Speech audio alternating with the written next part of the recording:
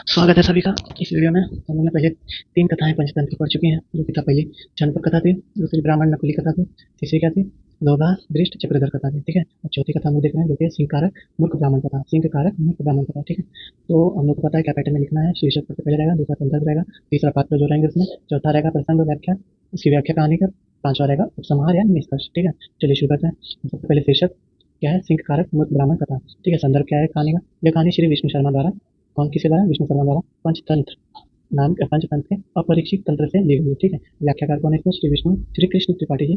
प्रेरिता कौन है? रमाशंकर त्रिपाठी। रचनाकाल कौन है? तीन सौ इसका रचनाकाल है पंचतंत्र का पांचवा तंत्र अपरीक्षितम कारक, अपरीक्षित कारक के अंतिम भाग है, ठीक है? इसमें कुल कितनी है? 15 कहानियां हैं। इसमें सिंह कारक मूर्ख ब्राह्मण कथा भी शामिल है, ठीक है? यह जिसका वर्णन यहाँ किया गया है, ठीक है? तो इसी साथ इसका संदर्भ लिखना। पात्र कौन कौन से इसमें? थर्ड पॉइंट पात्र क्या है? चार ब्राह्मण है, सिंह है, बस और एक सेकंड। चौथा पॉइंट इसकी व्याख्या करते हैं कहानी की। चलिए शुरू करते हैं। किसी स्थान पर ब्राह्मण के चार पुत्र आपस में मैत्री भाव में रहते थे, ठीक है? किसी स्थान पर ब्राह्मणों के चार पुत्र जो आपस में मैत्री भाव में रहते थे, उनमें से तीन तो शास्त्र में विशेषज्ञ थे। तीन क्या थे? शास्त्र में विशेषज्ञ थे, बहुत बुद्धिमान थे, शास्त्र के एकदम ज्ञाता थे, किंतु बुद्धि से हीन थे। मगर वो क्या थे? बुद्धि से हीन थे। एक बुद्धिमान अवश्य था, किंतु शास्त्र में विहीन था। एक बुद्धिमान था ब्राह्मण, मगर वो क्या था? शास्त्र में विहीन था, उसको शास्त्र का ज्ञान नहीं था। उन लोगों ने कभी आपस में सलाह की, उन लोगों ने कभी एक दिन आपस में सलाह की कि उस विद्या से क्या लाभ, जिससे प्रदेश में जाकर राजाओं को संतुष्ट कर धन अर्जन न किया जाए, ठीक है? तो उन्होंने एक दिन आपस में सलाह की कि उस विद्या का क्या ही लाभ है जो प्रदेश में जाकर राजाओं को संतुष्ट कर धन अर्जन, मतलब धन कमाने को न किया जाए। अतः हम लोग पूर्व देश की ओर चले, ठीक है? तो उन्होंने क्या किया? पूर्व देश की ओर चलने के लिए चलने की निश्चय किया। धन और अर्जन के लिए ऐसा विचार करके कुछ दूर जाने पर उनमें जो सबसे बड़ा था, उसने कहा, ओ हम तो एक चौथा मूर्ख है, हमने एक चौथा मूर्ख है, ठीक है? उसमें जो चौथा वाला था वो भी चारों थे। चौथा वाला क्या था? मूर्ख था उन लोग के साथ में, शास्त्र का ज्ञान तो नहीं था, वह केवल बुद्धिमान वह है। विद्या के बिना केवल बुद्धि से राजा के द्वारा प्रदत्त दान नहीं मिल सकता, ठीक है? विद्या के बिना क्या है? बुद्धि से राजा के द्वारा दान का अर्जन नहीं हो सकता। तो मैं तो अपने उपार्जित धन में से इसे नहीं दूंगा। तो उसने बड़े वाले जो ब्राह्मण है उसने कहा क्या?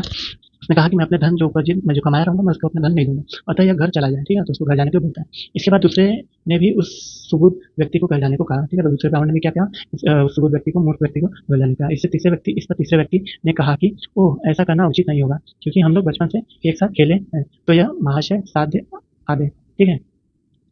हमारे द्वारा पैदा किए गए धन में बराबर के हकदार होंगे, ठीक है? तीसरे व्यक्ति ने क्या किया? हम लोग साथ में बचपन से खेले होंगे, तो ये हमारे साथ जो भी धन द्वारा पैदा किया गया धन है उसमें बराबर हकदार होगा, ठीक है? उस चतुर्थ व्यक्ति को साथ में ले जाने के लिए सहमत होने पर मार्ग में जाते हुए उन लोगों ने घने जंगल में कुछ हड्डियां देखी, ठीक है? तो ये सब हो जाने के बाद उन लोगों ने आगे बढ़ने के बाद उन लोगों ने जैसे घने जंगल में पहुंचे तो कुछ हड्डियों को देखा। तदंतर एक ने कहा, आज विद्या की परीक्षा की जाए, ठीक है? तो एक ब्राह्मण ने कहा कि वो आज अपनी विद्या की परीक्षा की जाए। यह कोई प्राणी मरा हुआ है पड़ा है, तो हम लोग विद्या के प्रभाव से इसे जीवित कर देते हैं। उसने क्या कहा? कोई प्राणी मरा हुआ है, हम लोग अपने विद्या के शक्ति से इसको जीवित कर देते हैं। मैं इसकी अस्थियों को इकट्ठा करता हूँ। इसके बाद उसने हड्डियों को ढांचा बना दिया, ठीक है? उसने हड्डियों का क्या किया? ढांचा बना दिया। दूसरे ने उसमें मांस व चर्म लगा दिया। दूसरे ब्राह्मण ने क्या किया? उसने मांस व चमड़ा भर दिया। तीसरा भी जब उसमें प्राण डालने जा रहा था तभी चौथे व्यक्ति ने उसे रोका और कहा, भाई आप रुके, यह सिंह तैयार किया जा रहा है, यदि इसे जीवित कर दिया जाए तो सबको मार देगा, ठीक है? तो चौथा जो मूर्ख जिसको कहते थे वो क्या कहा? कह रहे भाई आप रुके हैं, इस सिंह को प्राणदान मत करिए, ठीक है? क्योंकि ये तैयार हो जाएगा तो ये हम सबको मार डालेगा, ठीक है?